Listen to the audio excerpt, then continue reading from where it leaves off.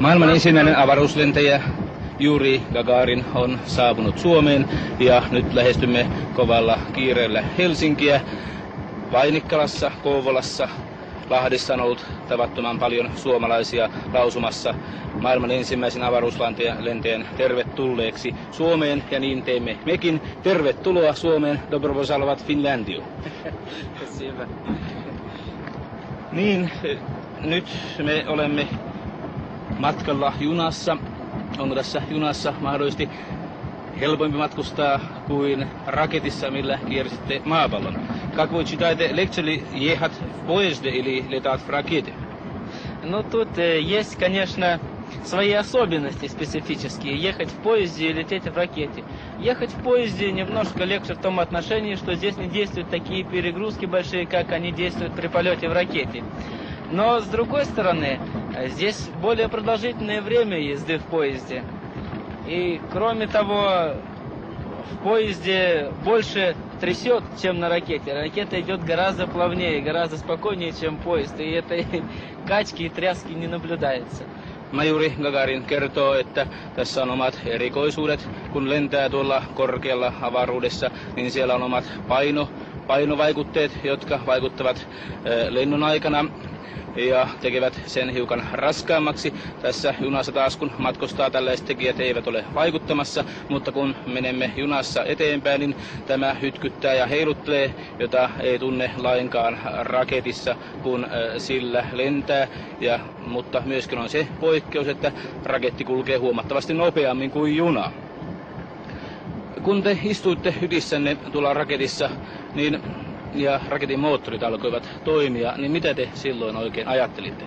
О чем вы думали в то время, когда заработали моторы вашей ракеты?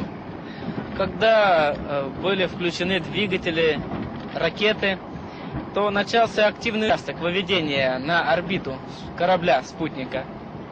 В это время нужно было выполнять большую напряженную программу полета. И все мои мысли и думы были направлены на то, чтобы как лучше ее выполнить, как правильно выполнить эту программу полета, чтобы получить как можно больше данных от этого космического полета. Но, естественно, уже на лирические размышления времени осталось очень мало, некогда было об этом думать. Niin, Juri Gagarin kertoi, että silloin kun istui tuolla ylhäällä raketin hytissä, niin silloin oli kaikki huomio kiinnitettävä tähän lentoon, tarkkailtava kaikkia mittareita ja kojeita ja valmistauduttava siihen, että ne tiedot, mitkä hän tuota matkaltaan tuo, ovat mahdollisimman tarkkoja ja selviä ja täydellisiä, ja silloin on ollut oikeastaan aikaa tuollaisiin lyyrillisiin ajatuksiin. Kun me nyt matkustamme tällä junalla kohti Helsinkiä ja näemme tuolla tuon kauniin sinisen taivaan, niin näyttääkö tuo taivas täältä junasta katsottuna mahdollisesti kauniimmalta kuin sieltä ylhäältä katsottuna? Сейчас, когда мы едем в поезде и вы видите небо, что скажете, небо отсюда красивее или сверху? Мы привыкли к тому, что небо имеет голубой цвет. Мы воспеваем это небо в своих песнях, этот цвет неба, в стихах. Полны лирики, стихи, когда пишут о небе, когда поют песни о небе. Но в космосе небо имеет совершенно другой, непривычный для нас цвет, черный цвет. И он так несколько непривычен для нашего глаза. Но, может быть, когда мы будем летать дальше к другим планетам, может быть, даже когда будем летать в другие звездные миры, в это время нам понравится больше, чем голубой и черный цвет неба, так как мы привыкнем к нему. А пока оно, конечно, приятнее, когда голубое. Niin Majuri Gagarin kertoo, että täältä katsottuna taivas on tavattoman kaunis. Se kaunis taivas, johon me olemme tottuneet, ja tuosta taivaasta on kirjoitettu kauniita runoja. Siitä on sävelletty lauluja ja siitä puhutaan kirjallisuudessa.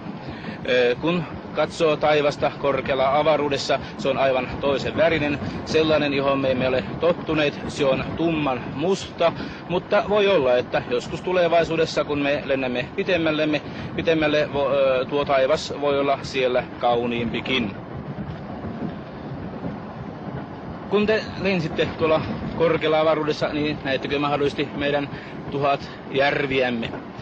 Skasite, когда вы летели в космосе, видели вы наши тысячи озер?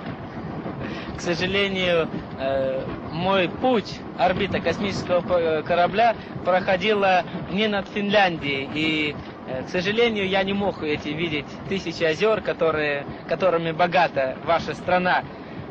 Но в следующий раз, если полечу, то я постараюсь побольше полетать и посмотреть на эти тысячи озер сверху, часть которых, я надеюсь, увижу здесь, будучи у вас в Финляндии, на вашей земле. Niin majuri Gagarin kertoo, että valitettavasti hänen rakettinsa reitti ei kulkenut Suomen yli, eikä hän voinut nähdä meidän tuhansia järviämme, mutta toivottavasti tulevaisuudessa, kun hän lentää jälleen avaruudessa, silloin matka kulkee Suomen yli ja hän näkee nämä järvet. Mutta nythän hänellä on erittäin hyvä tilaisuus tutustua meidän maahamme ja hän näkee, kun hän on kiertokäynnillä täällä, nämä järvet, lausui majuri Gagarin. Te mainitsitte, että tulette mahdollisesti tulevaisuudessa lentämään, niin koska tämä tapahtuu. Собираетесь ли вы лететь в космос в ближайшее будущее? В ближайшем будущем, если мне доверят такой полет, то я полечу в космос. Но я не хочу быть монополистом в этом деле. И у меня есть много друзей, космонавтов, которые рвутся, прямо-таки рвутся в космос, хотят все лететь. Надо же дать возможность и им слетать.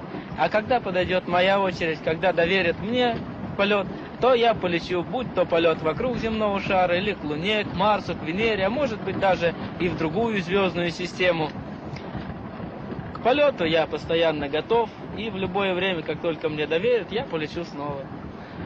Niin saimme kuulla, että hän on aina valmis lähtemään uudelle matkalle, kun tämä tehtävä hänelle luotetaan, mutta hän kertoi myöskin, että hän ei halua olla mikään monopolisti avaruuslennossa ja sanoi, että Neuvostoliitossa on paljon avaruuslentäjiä, jotka ovat valmiina lähtemään kiertämään meidän maamme ja lentämään myöskin pitemmälle Kuuhun, Marsiin, Venukseen ja mahdollisesti jopa toiseen aurinkokuntaankin, mutta silloin kun tämä tehtävä hänellä annetaan, hän on valmis ja hän on jatkuvasti myöskin siihen valmistautunut.